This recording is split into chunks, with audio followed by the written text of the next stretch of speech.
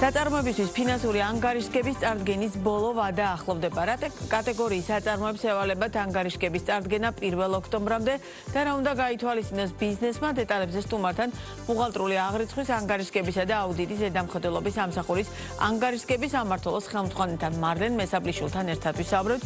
მოგესალმებით, ძალიან დიდი მადლობა გადაცემაში სტუმრობისთვის. რომელ საწარმოებს ევალებათ ფინანსური ანგარიშგების წარდგენა?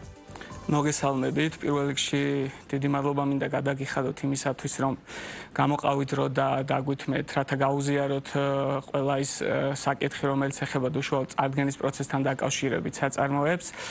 რაც შეეხება თუ რომელ რა ტიპის საწარმოებს ევალებათ ფინანსური ანგარიშგებების წარდგენა, აქ ყველა იმ იურიდიულ საჯარო და კერძო სამართლის იმ იურიდიულ პირებს, გარდა აიპებისა, რომლებიც კონკრეტულ საანგარიშგებო პერიოდის დასრულების ბოლოსთვის, ესე ვთქვათ, ფუნქციონირებენ, აქტიურები არიან ამ შემთხვევაში. თუმცა აქ არის, რა თქმა უნდა, გამონაკლისები. გამონაკლისი ეხება მაგალითად ინდმეწარმეებს, ინდმეწარმე მაგალითად თუ არის მეოთხე კატეგორიის საწარმო, მას არ ევალება ფინანსური ანგარიშგების წარდგენა, ხოლო თუ უფრო მაღალი კატეგორიის ინდმეწარმე ამ შემთხვევაში მას ევალება. ასევე ფიზიკურ პირებს არ ევალებათ ფინანსური ანგარიშგებების წარდგენა. ასევე მინდა გავამახვილო ყურადღება, თუ მაგალითად საწარმო არის ჯგუფი და მას როგორც ასეთი ევალება კონსოლიდირებული ფინანსური ანგარიშგების წარდგენა და აღნიშნული ჯგუფი წარმოადგენს მეოთხე ზომით კატეგორიას, ამ შემთხვევაში ისიც თავისუფალია ფინანსური ანგარიშგებების წარდგენისაგან. რეალურად რატომ რა მნიშვნელობა აქვს მაყურებლისთვის, რომ ახსნათ და მათთვის ამ საწარმო კი ჩამოთვალეთ ის სპექტრი, ვისაც ეხება და ვისაც არა, თუმცა რატომ არის მნიშვნელოვანი ამის ასე დროულად წარდგენა და რა სტატისტიკურად როგორი ტენდენცია გვაქვს ამ ნაწილში, რამდენად პასუხისმგებლებიანი არიან ქართული კომპანიები აი ამ დეკლარაციების წარდგენის მიმართულებით? კი ბატონო, ამ შემთხვევაში სტატისტიკას რაც შეეხება, სტატისტიკურად ტენდენცია როგორც ასეთი უფრო მზარდია, ანუ წინა წლებთან შედარებით ყოველწლიურად იზრდება წარდგენის მაჩვენებელი. მაგალითად გასულ წელს თუ იყო 90% წარდგენის მაჩვენებელი ეს მაღალ კატეგორიის. ანუ ვისაც ევალებოდა მათგან 90%. დიახ, ეს ანგარიშვალდებული საწარმოები, ვისაც ევალებოდათ წარდგენა, იყო მაგალითად გასულ პერიოდში 90%, წელს გაიზარდა, მიუხედავად მცირედით გაიზარდა, 92%-ია უკვე, თუმცა ეს მზარდი მაჩვენებელი და მზარდი ტემპია როგორც ასეთი დაჭერილია. ხოლო რაც შეეხება თქვენს პირველ შეკითხვას თუ დროულობასთან დაკავშირებით, ზოგადად ნებისმიერი ინფორმაცია, რაც უფრო დროულია, მით უფრო ღირებულია იგივე დაინტერესებული მხარისთვის, ამ შემთხვევაში ეს იქნება ინვესტორი თუ ნებისმიერი ფინანსური ინსტიტუტი. გარდა ამისა, მე მინდა გავამახვილო ყურადღება იმაზე, რომ მიუხედავად იმისა, რომ 1 ოქტომბერია როგორც ასეთი საბოლოო ვადა, წარდგენის ვადა, ის იმას ანიშნავს, რომ საწარმოებმა მაინც და მაინც 1 ოქტომბრამდე უნდა ანუ მანამდე შეუულიათ ამის წარდგენა.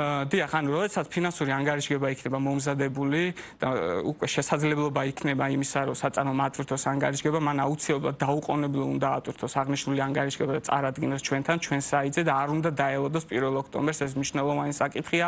ეს ადმინისტრირებისთვისაც სამსახურის მხრიდან უფრო ესე ვთქვათ გამარტივებული პროცესია და ასევე როგორც თავში აღნიშნე, მნიშვნელოვანი არის იმ ინვესტორებისთვის და იმ საფინანსო ინსტიტუტებისთვის, რაც უფრო დროულ ინფორმაციაზე ექნება ცდომა, მით უფრო უკეთესია თავისთავად.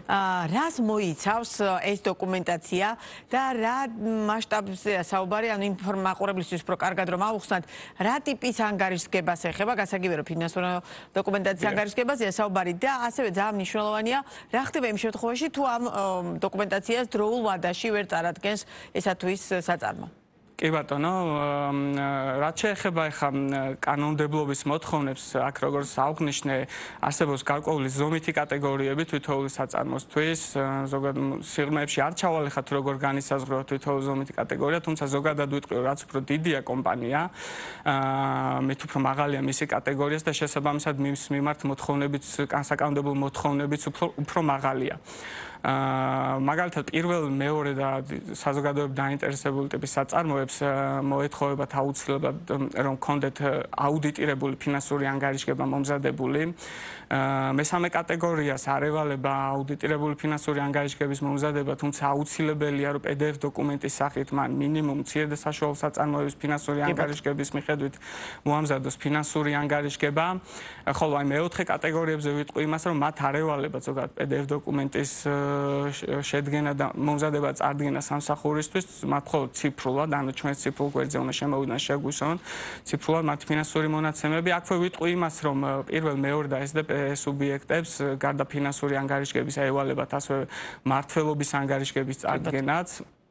რა ხდება იმ შემთხვევაში თუ არ წარადგენენ დროულ ვადებში? დიახ, რაც შეეხება ახლა კონკრეტულ ვადების დარღვევას, სამსახურს აქვს შესაბამისი სანქციები, ესე ვთქვათ, სამსახურს საიდანაც მერყეობს ეს სანქცია? დიახ, გააჩნია, ესე ვთქვათ, ორი უფლება. პირველ რიგში ეს არის გაფრთხილების ნაწილი და მეორე კი ფულადი ჯარიმის ნაწილი. სამსახური ყოველთვის იწყებს, ესე ვთქვათ, გაფრთხილებით, ანუ თუ საწარმო რაიმე საკანონმდებლო მოთხოვნები დაარღვია, ამ შემთხვევაში მაგათ ვადას გადააცილა, წარდგენის ვადას გადააცილა, თავდაპირველად მას ეძლევა ეს გაფრთხილება და გაფრთხილების ვადის გასვლის შემდეგ თუ კიდევ არ წარადგინა, შემდეგ მის მიმართ იწერება შესაბამისი ფულადი ჯარიმები. ფულადი ჯარიმებს რაც შეეხება ორმაგ ჯარიმამდეა მაქსიმუმი საწარმოების მიმართ, თუმცა სამსახურმა ბოლო პერიოდში შეცვალა ამ ხრივ წესი და მაგალითად თუ საწარმოები ზედიზედ 2 წლის განმავლობაში არ წარადგენენ ფინანსურ ანგარიშგებებს, მაშინ მათ მიმართ გაიცემა უკვე 5 მაგი ჯარიმის საჯარიმო და რა თანხას მოიცავს 5 მაგი ჯარიმა? ეს დამოკიდებულია საწარმოს კატეგორიაზე, დიახ. მაგალითად მესამე კატეგორიის შემთხვევაში თუ 1 მაგი ჯარიმა არის 1000 ლარი, 5 მაგი თავისთავად 5000 ლარი.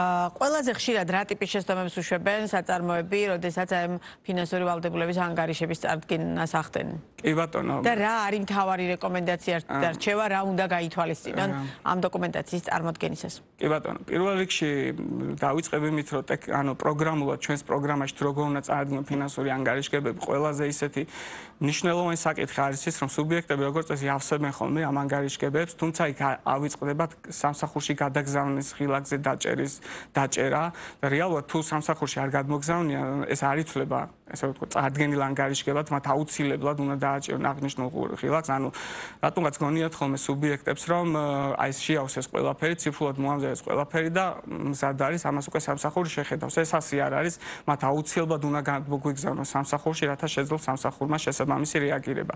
ასევე მნიშვნელოვანი საკითხი, რასაც ძირითადად უშვებენ ხოლმე საწარმოები, არის ის, რომ მაგალითად მშობელ და შვილობილ საწარმოებს უთითებენ ან არასწორად, ან საერთოდ არ უთითებენ. ეს ძალიან მნიშვნელოვანი საკითხი არის და რატომღაც ცოტა ზერელად უყურებენ ხოლმე განსაკუთრებით დაბალი კატეგორიის საწარმოები და მინდა უთხრა, რომ მაქსიმალურად გულისხმიერად მიუდგნენ ამ კონკრეტულ საკითხს და მაქსიმალურად გულისხმიერად შეავსონ მშობელის და შვილობილის ჩანაწერი. და ჩვენი საუბრის ბოლოს ძალიან ცოტა დრო დაგვრჩა, თუმცა აუცილებლად მინდა რომ ვიკითხო, აღსრულების რა მექანიზმები გამოიყენება საჯარიმო ნაწილზე თქვენ ისაუბრეთ და აი კონტროლის რა მექანიზმი გაქვთ, რომ დაუშვათ კომპანიებს რეალურად უბიძგოთ, რომ რაც შეიძლება დროულად და ხარისხიანად წარმოადგინონ ეს დოკუმენტაცია?